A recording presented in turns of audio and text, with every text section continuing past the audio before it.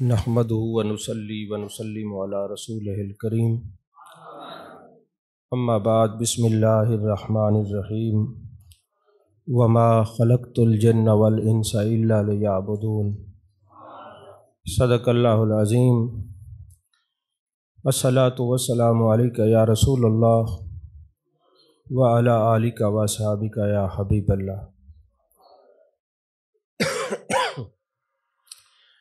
تمام تعریفیں اللہ تبارک و تعالیٰ کے لیے جو خالق کائنات بھی ہے، مالک شش جہات بھی، جو احد بھی ہے، صمد بھی ہے، جس کی شان لم یلد بھی ہے ولم یولد بھی۔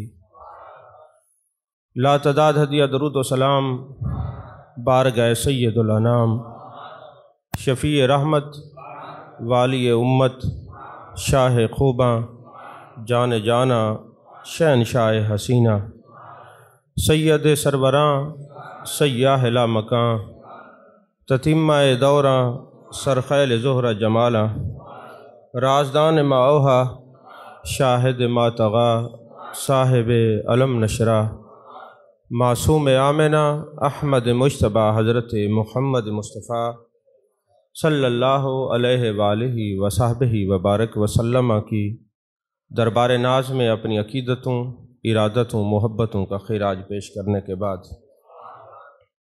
عزیزان محترم، پاکستان کے اندر آج یوم عرفہ ہے، اور جو خوش نصیب حج پر گئے ہیں آج وہاں پر قربانی کرنے کا دن ہے، اور حاجی قربانی کے بعد حلق کروائیں گے اور احرام کی پابندیوں سے باہر آ جائیں گے، اور اس کے بعد وہ پھر طواف و زیارہ کریں گے جو حج کا اہم رکن ہے۔ آپ کی توجہ ایک خاص بات کی طرف دلانا چاہتا ہوں۔ اللہ تبارک و تعالیٰ نے فرمایا وما خلقت الجن والانس الا لیعبدون، اور ہم نے جنوں اور انسانوں کو اپنی عبادت کے لیے پیدا کیا۔ عبادت کہتے کس کو ہیں؟ بات یہ بڑی قابل توجہ ہے۔ عبادت کی تعریف کیا ہے؟ عبادت کس کو کہتے ہیں؟ جان کائنات، جان عالم مصطفیٰ جان رحمت صلی اللہ علیہ وسلم سے پوچھا گیا یا رسول اللہ عبادت کس کو کہتے ہیں؟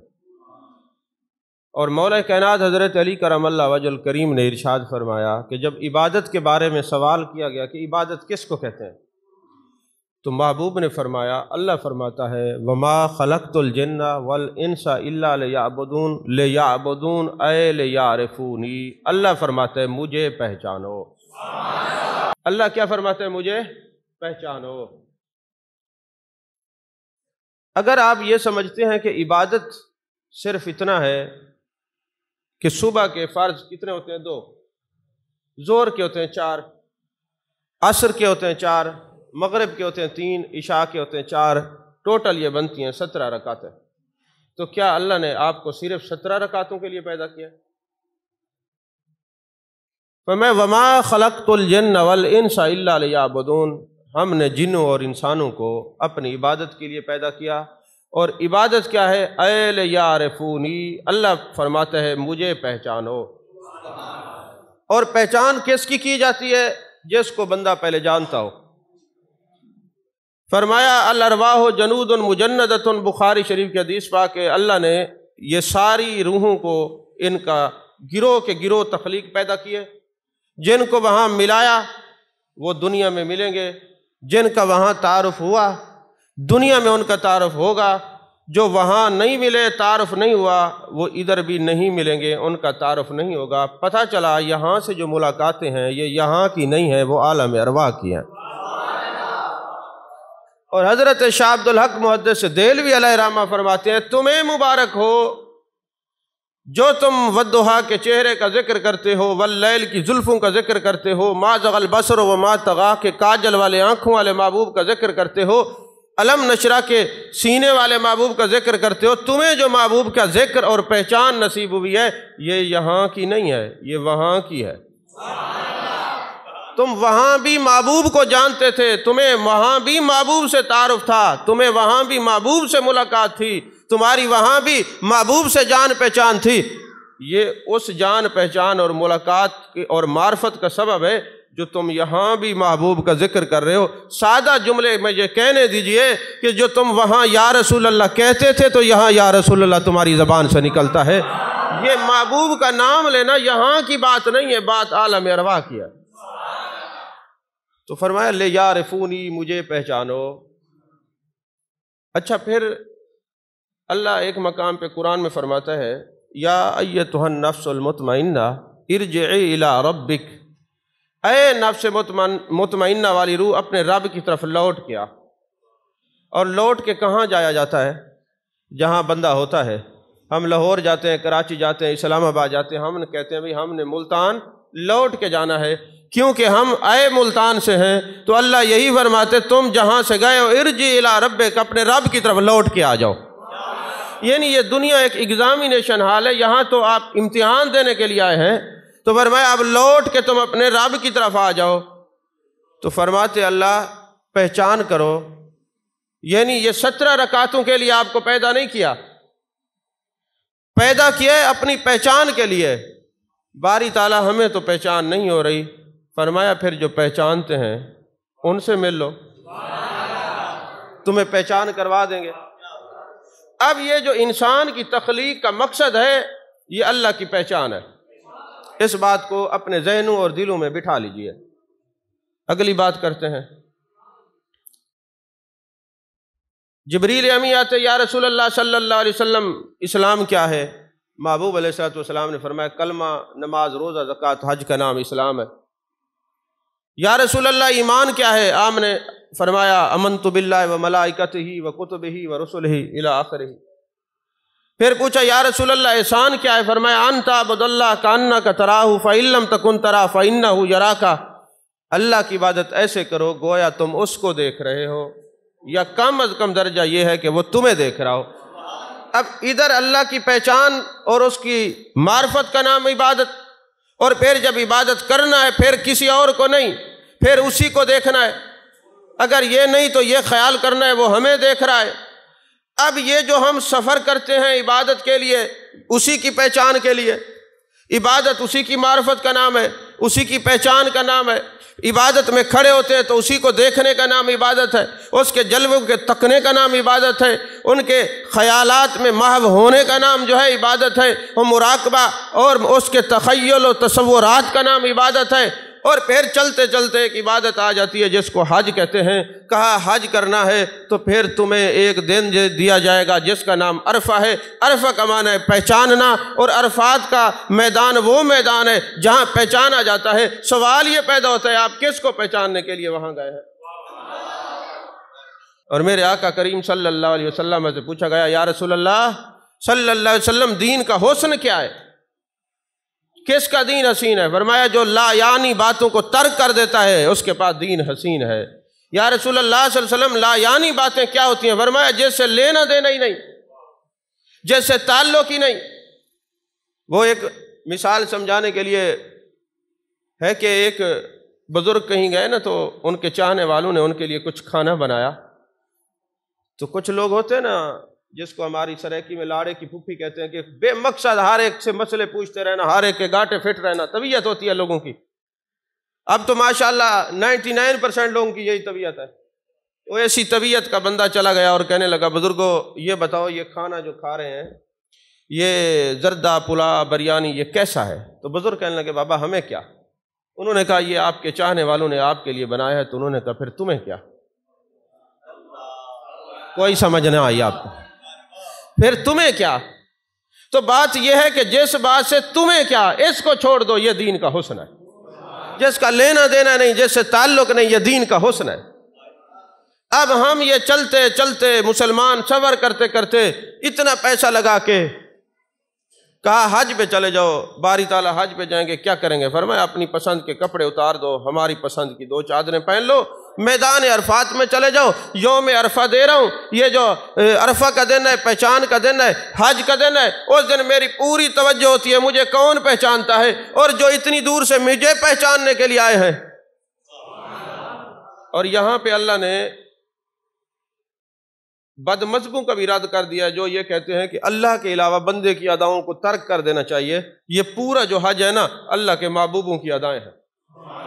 اللہ نے احرام نہیں باندھا، احرام تو حضرت ابراہیم خلیل اللہ نے باندھا تھا. اللہ نے شیطان کو کنکریاں نہیں ماری، وہ تو حضرت اسماعیل نے ماری، پھر حضرت بی بی ہاجرہ نے ماری، پھر حضرت ابراہیم خلیل اللہ نے ماری. اب 3 دن حاجی لگے رہتے ہیں، 10 کو 11 کو 12 کو کنکریاں مارتے رہتے ہیں. اگر نہ مارے تو واجبات میں سے حاجی نہیں ہوتا. اچھا یہاں یہ بھی مسئلہ حل ہو گیا کہ یہ کنکریاں حضرت اسماعیل علیہ السلام نے ماری، شیطان کو کیوں ماری؟ بھئی ابراہیم علیہ السلام نے خواب دیکھا، اور نبی کا خواب وحی الہی ہوتی ہے، عام بندے کا خواب تو نہیں ہے نا. وحی الہی ہے کہ اپنے صاحبزادے کو، اپنے لخت جگر کو ذبح کر رہے ہیں، قربان کر رہے ہیں. انہوں نے کہا بیٹا ایسے خواب دیکھا ہے، آگے بھی تو نبی تھا، بیٹا تھا. انہوں نے کہا یہ نبی کا خواب سچا ہوتا ہے، پھر اس خواب کو پورا کیجئے. اور پھر آپ لے کے چلتے ہیں تو شیطان آتا ہے، آ کے حضرت اسماعیل کو کہتا ہے تمہیں تو ذبح کر دیا جائے گا، تم بچتے نہیں. انہوں نے کنکریاں ماری. پھر گیا حضرت بی بی ہاجرہ کے پاس کہ جی آپ کے بیٹے کو لے کے جا رہے ہیں، حضرت ابراہیم ذبح کر دیں گے. انہوں نے کہا تو شیطان ہے، نبی کا جو فعل ہوتا ہے وہ اللہ کے حکم سے ہوتا ہے، اللہ کی مرضی کے تابع ہوتا ہے. انہوں نے کنکریاں ماری. پھر وہ حضرت ابراہیم خلیل اللہ کے پاس گئے، انہوں نے کنکریاں ماری. اب قیامت تک حاجی کنکریاں ماریں، اللہ نے تو کنکریاں نہیں ماری. جو کہتے ہیں بندوں کی اداؤں کو اپنانا شرک ہے، وہ کنکریاں نہ مارا کریں، میں دیکھتا ہوں کیسے حج ہوتا ہے. توجہ ہے کہ نہیں ہے؟ اور یہاں ہم جو دیوان مستان جان کائنات صلی اللہ علیہ وسلم کے غلام محبوب کا نام نامی اس میں گرامی آئے تو چوم لیتے ہیں نا، تو کئیوں کو تکلیف ہوتی ہے کیوں چومتے ہو؟ ہم پھر ان کو دلیل دیتے ہیں. بھئی کتب حدیث کے اندر یہ بات موجود ہے کہ جب آدم علیہ السلام نے جنت کے دروازے پہ دیکھا کہ جان کائنات صلی اللہ علیہ وسلم کا نام لکھا ہوا تھا تو عرض کی میرے مالک یہ لا الہ تو تیری ذات ہے، یہ محمد رسول اللہ کون ہے؟ میں جس طرح بھی دیکھتا ہوں تیرے محبوب کا نام نظر آتا ہے. میں جنت کی حوروں کو دیکھتا ہوں تو رخساروں پہ محمد رسول اللہ لکھا ہے. یہاں ایک اور بھی مسئلہ حل ہو گیا کہ جو یہ کہتے ہیں کہ اللہ کے علاوہ بندے کا نام آ جائے وہ چیز حرام ہو جاتی ہے. جنت کے دروازے پہ تو محمد رسول اللہ لکھا ہے، پھر یہ جنت میں کیسے جائیں گے؟ اور میں یہ سمجھتا ہوں یہ اپنے گھر میں کیسے رہتے ہیں، کیونکہ گھر کا جو مکان ہے وہ تو بندے کے نام ہے، بجلی کا میٹر بندے کے نام ہے، آپ قربانی کر رہے ہیں وہ بندے کے نام ہے. یہ تو آپ کہاں نکل کے جائیں گے؟ پتہ چلا میٹھا میٹھا ہپ ہپ کڑوا کڑوا تھو تھو، آپ اپنے نفس کے لیے فتوے لگاتے ہیں، اندر سے تو آپ مطلقاً جاہل لگتے ہیں. تو جنت میں کیسے جائیں گے؟ جنت کے دروازے پہ تو لکھا ہے محمد رسول اللہ، کہ جس کی جو منزل ہوتی ہے اسی کا لکھا ہوتا ہے یہ اس کا مکان ہے. تو کہا یہ جنت تو میرے مصطفیٰ کی ہے، جس کو چاہے عطا فرما دے. توجہ ہے کہ نہیں ہے؟ تو اب وہ جناب والا جب نام دیکھا تو پوچھا باری تعالیٰ یہ کس کا نام ہے؟ فرمایا اے میرے پیارے آدم یہ وجہ تخلیق کائنات ہیں، یہ نہ ہوتے تو کائنات نہ ہوتی، یہ نہ ہوتے تو زمین نہ ہوتی، یہ نہ ہوتے آسمان نہ ہوتا، یہ نہ ہوتے جنت نہ ہوتی، دوزخ نہ ہوتی، بلکہ اللہ نے فرمایا اے آدم اگر یہ نہ ہوتے تو میں اپنا رب ہونا بھی ظاہر نہ کرتا، میرا ہونا بھی اس کی وجہ سے ہے. یہ تو وجہ تخلیق کائنات ہے، میرا اظہار کا سبب بھی جان کائنات صلی اللہ علیہ وسلم ہے. آدم علیہ السلام نے عرض کی باری تعالیٰ پھر اس نبی کا دیدار تو کروا دے. فرمایا یہ اپنے شہادت کی انگلی یا انگوٹھا دونوں روایت ہیں، فرمایا اس کے اندر دیکھو. آدم علیہ السلام نے دیکھا تو جان کائنات صلی اللہ علیہ وسلم کا نور نظر آیا تو آنکھوں سے لگا لیا، چوم لیا.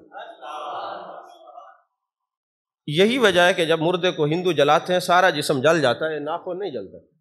کیوں جلیں؟ کہ اس کے اندر میرے مصطفیٰ کا نور نظر آئے. اچھا جب ہم یہ روایت پیش کرتے ہیں تو وہ کہتے ہیں آدم علیہ السلام کو تو نور نظر آیا تھا، انہوں نے چوما، تمہیں نظر آتا ہے تم جو چومتے ہو؟ میں نے کہا ابراہیم خلیل اللہ کو شیطان نظر آیا تھا، انہوں نے کنکریاں ماری ہیں، تمہیں نظر آتا ہے تم جو 3 دن حاجی ہو کنکریاں مارتے رہتے ہو؟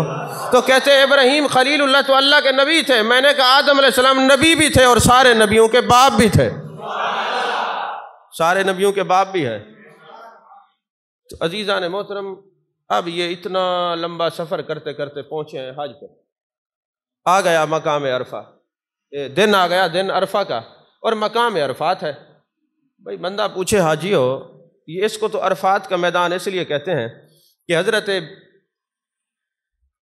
حوا سلام اللہ علیہا اور حضرت آدم علیہ السلام جنت سے آئے تو کئی 100 سال تک ایک دوسرے کو ڈھونڈتے رہے، جبل رحمت کے اوپر جو آپ کو ایک پلر نظر آتا ہے نا، ایک طرف حضرت حوا تھیں، ایک طرف حضرت آدم علیہ السلام تھے، اور وہ ان کو تلاش کرتے ہیں، وہ ان کو تلاش کرتے ہیں، آخر اس مقام پہ دونوں نے ایک دوسرے کو پہچان لیا۔ اب اولاد آدم کو حکم ملا کہ تم اس کو، تو وہ تو ایک دوسرے کو پہچان رہے تھے، تو کیونکہ وہ ایک دوسرے کے جسم کو نفس کہتے ہیں، فرمایا من عرف نفسہ فقد عرف ربہ، تو اب تم ایسا کرو اپنے آپ کو پہچانو، تاکہ تمہیں اپنی پہچان نصیب ہوگی تو خدا کی پہچان نصیب ہو جاؤ گی۔ تو اب یہ اپنے آپ کو پہچاننے کے لیے وہاں جاتے ہیں اور جا کے کہتے لبیک اللہم لبیک لبیک لا شریک لک لبیک ان الحمد والنعمت لک والملک لا شریک لک۔ پتہ نہیں وہ حاجی کہاں ہوں گے جو اپنے آپ کو پہچانے جاتے ہیں، اب تو سیلفیاں بنانے کے لیے جاتے ہیں، تیرے لیے دعا کر دی، وہ فلاں نے تیرے لیے دعا کر دی، عرفات کا دن ہے، حکم ہے مجھے پہچانو، یہ بتا رہے ہیں تیرے لیے دعا کر دی۔ یہ نادان بھول گئے ہیں کہ دعا وہ قبول ہوتی ہے جو مسلمان کے پیٹھ پیچھے مانگی جائے، اس کو خبر ہی نہ ہو۔ میرے مصطفیٰ کریم صلی اللہ علیہ وسلم نے ارشاد فرمایا لوگو تمہیں دعا کی قبولیت کی علامت نہ بتا دوں؟ یا رسول اللہ ارشاد فرمایا تمہارا مسلمان بھائی موجود بھی نہ ہو، اس کو پتہ بھی نہ ہو، اللہ کی بارگاہ میں اس کے لیے دعا کیا کرو، سیدھی عرش معلیٰ پر جاتی ہے۔ عزیزان محترم، ایک دوسرے کو پہچانا تو مقام عرفات بنا، اور اس دن کو عرفہ کہا گیا۔ کیا تھا؟ تم اللہ کو پہچانو، عبادت اسی کی پہچان کے لیے، عبادت میں کھڑے ہیں اسی کے جلووں کے لیے، حج پہ گئے ہیں اسی کو پہچاننے کے لیے۔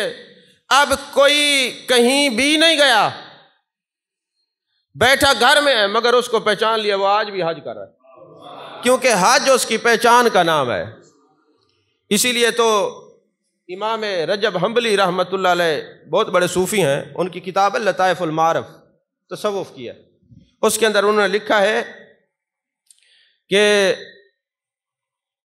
پہچان کیا ہے، عام آدمی کے لیے پہچان کیا ہے، عام آدمی کے لیے مقام عرفات کیا ہے، عام آدمی کے لیے مقام عرفان کیا ہے۔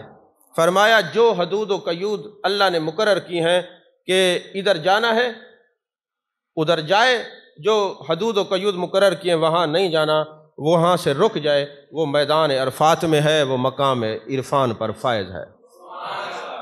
یعنی اللہ کی مقرر کردہ حدود و قیود کو پہچاننا، اور کہا اگر کوئی مزدلفہ نہیں گیا تو وہ اللہ کی اطاعت کرنی شروع کر دے، اس کے محبوب کی اطاعت کرنی شروع کر دے، وہ مقام مزدلفہ میں موجود ہے۔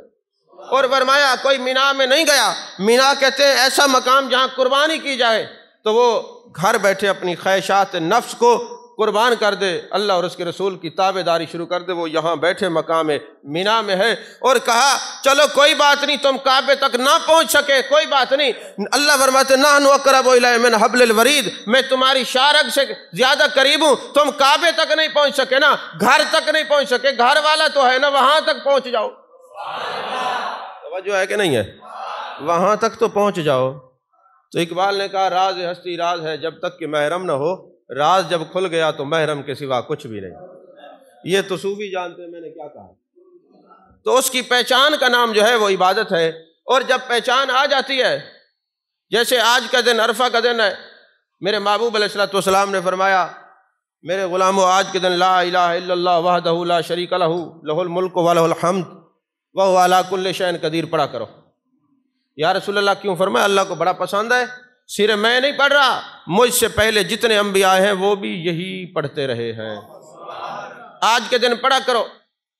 عرفہ کے دن درود ابراہیمی کی کثرت کرو، عرفہ کا دن قل واللہ شریف کی کثرت کرو، عرفہ کا دن ربی جعلنی مقیم الصلاۃ ومن ذریتی ربنا وتقبل دعا ربنا اغفر لی ولوالدی وللمؤمنین یوم یقوم الحساب، کثرت کرو، یہ دعا ابراہیمی ہے۔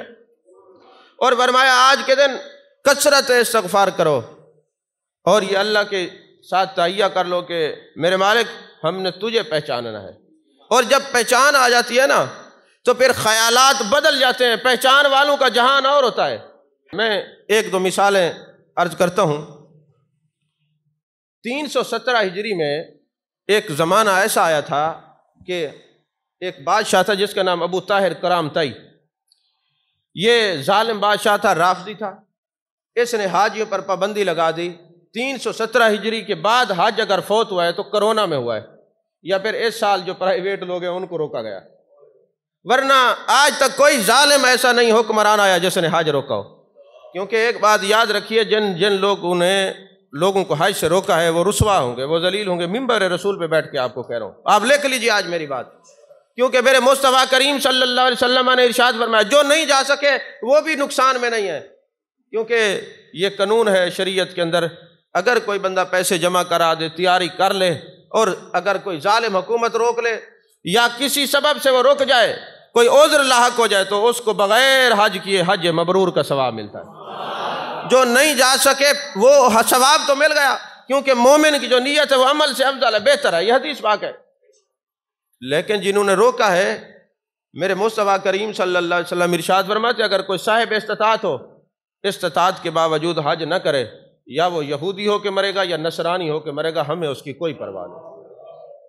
یعنی کتنی بڑی وعید ہے۔ جان عالم صلی اللہ علیہ وسلم نے فرمایا کہ جو حج کی استطاعت رکھتا ہو مگر نہ آئے، یا یہودی ہو کے مرے گا یا نصرانی ہو کے، ہمیں اس کی کوئی پرواہ نہیں۔ تو جو نہ آئے تو اس کے لیے یہ وعید ہے، جو لوگوں کو روکے نہ حج کرنے دے ان کے لیے کیا وعید ہوگی۔ خیر الکلام ما قل و دل، عربی کا ایک جملہ ہے کہ بات چھوٹی سی ہوتی ہے مگر محبوب جو فرما دے نا اس کے اندر علم کے سمندر موجزن ہوتے ہیں، چھپے ہوئے ہوتے ہیں۔ تو 317 ہجری کے اندر حج اس ظالم بادشاہ نے نہ کرنے دیا، حاجیوں کو قتل کر دیا گیا، اور پھر یہاں تک ظلم کی داستان کم نہ ہوئی، حجر اسود کو نکالا گیا اور بحرین کے اندر لے جایا گیا، چونکہ وہ رافضی تھا۔ اب وقت گزرتا گیا، 317 ہجری گزر گئی، پھر ایک خلیفہ آیا، غالباً مقتدر باللہ تھا، اگر میں یا مستنجد باللہ تھا، ان دونوں میں سے کوئی ایک ہے، اگر میرا حافظہ میرا ساتھ دے رہا ہے تو انہوں نے جب یہ دیکھا کہ یہ حجر اسود لے کے وہ ظالم بادشاہ یہاں سے اکھیڑ کے لے گیا، یہاں بیت اللہ سے لے کے چلا گیا اور بحرین کے اندر لے گیا، تو جو نیا خلیفہ بنا اس نے کہا حجر اسود واپس کرو۔ اس نے کہا ٹھیک ہے میں دیتا ہوں، لیکن مجھے 40,000 درہم جو ہے دراہم دیے جائیں، میں واپس کرتا ہوں۔ حکومت نے طے کر لیے معاملات، خلیفہ وقت نے، کہ یہ جو حجر اسود ہے اس کو واپس کر۔ اب پہچان والوں کی بات کر رہا ہوں، سنیے۔ حضرت عبداللہ محدث رحمۃ اللہ علیہ ایک بہت بڑے محدث تھے، وہ ساری زندگی محبوب علیہ السلام کی حدیثیں پڑھاتے تھے، تو وہ خلیفہ وقت کو کہنے لگے حجر اسود ایسے نہیں لینا، حجر اسود لینے کے لیے مجھے بھیجا جائے، میں لے کے آتا ہوں، میں اس کے اندر کوئی شرائط طے کروں گا۔ اب کوئی عام بندہ جاتا تو اٹھا کے لے آتا، اس کو پتہ تھا یہ رافضی ہیں، رافضیت اور وہابیت کا دوسرا نام جھوٹ ہے، اگر یہ جھوٹ نہ بولیں تو یہ رافضی اور خارجی نہیں ہوتے، یہ خارجیت اور رافضیت کے جھوٹ کا دوسرا نام ہے، تو یہ کذاب ہیں، دجال وقت ہیں اپنے زمانے کے۔ درود سلام درود شریف کے منکر کب دل کے نرم ہو سکتے ہیں، وہ تو سخت دل ہوں گے، تو لہٰذا ہو سکتا ہے یہ 2 نمبری کریں اور حجر اسود تبدیل کر لیں، مجھے بھیجا جائے اور میں جا کے حجر اسود لے کے آؤں گا۔ تو خلیفہ وقت نے پوچھا کہ تیرے پاس کیا دلیل ہے کہ اوریجنل ہے، 1 نمبر ہے یا 2 نمبر ہے؟ کہنے لگے ہاں مجھے آپ بھیجیں، میں پھر جا کے بتاؤں گا یہ حجر اسود 1 نمبر ہے یا 2 نمبر ہے۔ کہنے لگے ہمیں بتائیے تو صحیح۔ اور عبداللہ محدث کوئی عام آدمی نہیں تھے، ان کی دایاں رخسار سے خوشبو آیا کرتی تھی، جب وہ بولتے تھے نا ان کے بولنے سے پورا مجمع معطر ہو جاتا تھا۔ کسی نے پوچھا عبداللہ محدث آپ کی رخسار سے خوشبو آتی ہے، وجہ کیا ہے؟ کہا ساری زندگی قال النبی قال رسول اللہ صلی اللہ علیہ وسلم پڑھاتے رہے ہیں، ایک دن کچھ پڑھانے کی ادا قبول ہوئی ہے، جان کائنات تشریف لائے، فرمایا عبداللہ رخسار ادھر کرو، بوسہ دیتا ہوں۔ یہ میرے سرکار نے میرے رخسار کا بوسہ لیا، یہ جو خوشبو آتی ہے میری خوشبو نہیں، یہ خوشبو ہے مصطفیٰ صلی اللہ علیہ وسلم ہے۔ یا درود شریف پڑھنے والے حضرت سعید بن مطرف کو محبوب نے بوسہ دیا تھا، ان کے جسم سے خوشبو آتی تھی، آج ان کی قبر سے خوشبو آتی ہے۔ بصرہ کے اندر ہم گئے، ان کی قبر پہ حاضر ہوئے، آج بھی ان کی قبر کے اندر یہ خوشبو آتی ہے۔ تو عبداللہ محدث وہ آدمی تھے، پہچان والے تھے، پہچان تھی تو محبوب بوسہ لے رہے ہیں، کیسے محبوب کیسے بوسہ لیں کسی کا؟ تو کہنے لگے کیا پہچان کریں گے، آپ کے پاس کیا پہچان ہے؟ اس نے کہا میں کہوں گا جو پتھر مجھے دے رہے ہو اس کو جلاتے ہیں، اگر یہ جل گیا آگ کی وجہ سے تڑک گیا، اس کے 2 ٹکڑے ہو گئے تو یہ اصل پتھر نہیں ہے۔ پھر میں یہ جو حجر اسود ہے اس کو پانی میں پھینکوں گا، اگر ڈوب گیا تو اصل پتھر نہیں ہے۔ اور یہ بات بھی یاد رکھیے، جب حجر اسود کو لے جایا گیا، ایک نہیں دو نہیں 40 سے 70 اونٹوں کی روایت ہے، اونٹ مر گئے، کیونکہ جنتی پتھر ہے، اس کا وزن یہ جانور نہیں اٹھا سکتے تھے۔ کئی اونٹ بدلی کیے بحرین تک لے جانے کے لیے۔ اب ہوا یہ کہ جناب والا عبداللہ محدث پہنچ گئے، اس ظالم بادشاہ کے سامنے، ابو طاہر کرامتی کے سامنے، کہا حجر اسود لے آئیے۔ انہوں نے ایک کالا پتھر رکھا سامنے، خوشبو لگائی تھی، کہا یہ حجر اسود ہے۔ فرمایا ہم ایسے نہیں لے کے جائیں گے، ہم اس کو جلائیں گے، اگر یہ جل گیا ٹوٹ گیا شدت آگ کی وجہ سے تو یہ اصل نہیں ہے، پانی میں ڈالیں گے، اگر یہ پتھر ڈوب گیا تو یہ اوریجنل نہیں ہے۔ بادشاہ کہنے لگا عجیب آدمی ہو، ظاہر سی بات ہے جب اس کو آگ کا اثر ہوگا تو اس کے تو 2 ٹکڑے ہوں گے، اور پانی میں پتھر نہ ڈوبے۔ اس نے کہا ہر پتھر نہیں ڈوبتا، کہا ایک تو یہ پتھر جنتی ہے، جنتی پہ آگ اثر نہیں کرتی، دوسرا جنتی ڈوبتے نہیں، اور پھر اگلی جو بات ہے وہ یہ ہے میرے مصطفیٰ کے لب ناز سے لگے ہیں۔ اگر دسترخوان حضرت انس بن مالک کے گھر میں ہو، اوپر سالن وغیرہ کے شوربے کے داغ دبے ہوں، صحابہ کہتے ہیں انس یہ چمڑے کا دسترخوان ہے، اس کو تو دھو لیتے۔ کہا ابھی لے کے آتا ہوں۔ تنور کے اندر ڈالا گیا، وہ ساری میل جل گئی، وہ شوربے کے اثرات جل گئے، صاف شفاف ہو گیا۔ اے انس بن مالک یہ جلتا نہیں؟ کہا کیسے جلے؟ جان عالم تشریف لائے تھے اور اپنے ید اللہ والے ہاتھوں سے ہاتھ صاف کیے تھے اور یہی دسترخوان منہ سے لگایا تھا، یہ کیسے جل سکتا ہے؟ ہم اس کو دھوتے نہیں، تنور کے اندر ڈالتے ہیں، یہ صاف اور شفاف ہو جاتا ہے۔ یارو اگر حضرت انس کا دسترخوان ہو، میرے مصطفیٰ ہاتھ لگائیں یا اپنے چہرہ سے لگا لیں، وہ دسترخوان نہیں جلتا۔ پھر نجدیو لعنت ہو تمہارے عقیدے پر، تم محبوب کے والدین کے اوپر کتابیں تم نے جو لکھی ہیں، ہر عاشق کا دل زخمی ہے، اگر دسترخوان پہ ہاتھ لگ جائے تو وہ نہیں جلتا۔ جس پشت میں مصطفیٰ کا نور رہا ہے وہ عبداللہ کا عالم کیا ہوگا؟ محبوب کے والد ماجد حضرت عبداللہ رضی اللہ تعالیٰ عنہ، اور پھر حضرت یونس علیہ السلام جس مچھلی کے اندر 40 دن رہے، اللہ فرماتا ہے یہ جنت میں جائے گی، میرا پیارا یونس 40 دن رہا ہے، اور پھر جہاں 9 ماہ جن کے شکم عطر میں میرے مصطفیٰ رہے، حضرت آمنہ کے جنتی ہونے کا عالم کیا ہوگا؟ توجہ فرما رہے ہیں کہ نہیں؟ تو کہنے لگے بات یہ ہے میرے مصطفیٰ نے پتھر کو چوما ہے صلی اللہ علیہ وسلم، جس کو مصطفیٰ چوم لے وہ جہنم میں، وہ آگ میں کیسے جل سکتا ہے؟ جس کو میرے مصطفیٰ کریم صلی اللہ علیہ وسلم چوم لیں وہ ڈوب کیسے سکتا ہے؟ ایک پتھر لے جایا گیا، آخر رابضی تھا، 2 نمبری تو کرنی تھی، پتھر لے جایا گیا تو جیسے ہی اس کو جلایا گیا تو پتھر کے 2 ٹکڑے ہو گئے، پانی میں ڈالا گیا تو ڈوب گیا۔ عبداللہ محدث کہنے لگے یہ اوریجنل نہیں ہے، اوریجنل نہیں ہے۔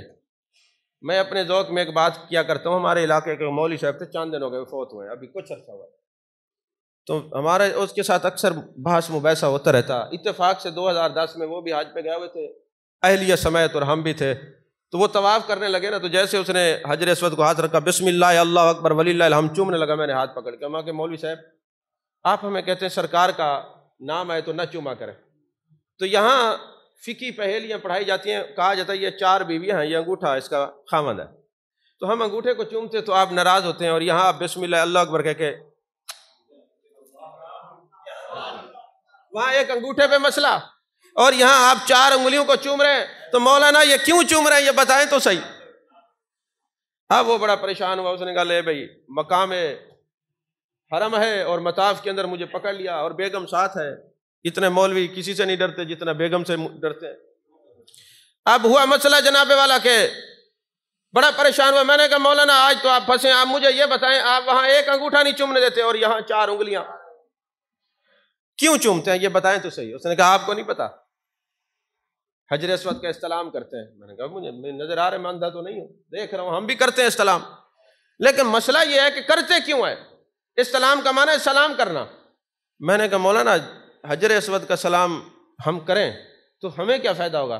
کہا قیامت والے دن یہ پتھر استلام کرنے والے یعنی سلام کرنے والے کا نام بھی کہے گا، اس کے باپ کا نام بھی کہے گا، اور کہے گا باری تعالیٰ فلاں شخص آیا تھا اتنی دور سے، مجھے اس نے سلام کیا اور فلاں کے بیٹے نے سلام کیا، تو یہ اللہ تعالیٰ اس کی شفاعت قبول کرے گا۔ میں نے کہا پتھر کو پتہ چلتا ہے مجھے کس نے سلام کیا، آمنہ کے لال کو پتہ نہیں چلتا کس نے مجھے سلام کیا؟ جو ہے کہ نہیں ہے، پتھر کو پتہ چلتا ہے تو حضرت آمنہ کے لال کو پتہ نہیں چلتا؟ اچھا ایک بات تو بتاؤ، یہ تم نے ساتھ نہیں گئے، اتنی دور سے اتنا رش ہے، لوگ طواف کریں، دور سے کھڑے ہوئے تم نے چوما تو کیا اس کو پتہ چل گیا؟ کہتے ہاں ہم پتھر کا تصور کر کے استلام کر لیں تو انگلیاں چوم لیں تو یہ قیامت والے دن شفاعت کرے گا۔ میں نے کہا تمہیں تمہارا عقیدہ مبارک ہو، ہم بھی مصطفیٰ کا تصور کر کے چوم لیتے ہیں، تمہاری پتھر شفاعت کرے گا، ہماری پتھر بھی شفاعت کرے گا، گنبد خضرا کے مکیں بھی شفاعت کریں گے۔ یہ انگوٹھے چومنا مستحبات میں سے ہے، مستحب ہے، یعنی مستحب وہ عمل ہوتا ہے کہ جو اگر کوئی چوم لے تو ثواب ہے، نہ چومے تو گناہ نہیں ہے۔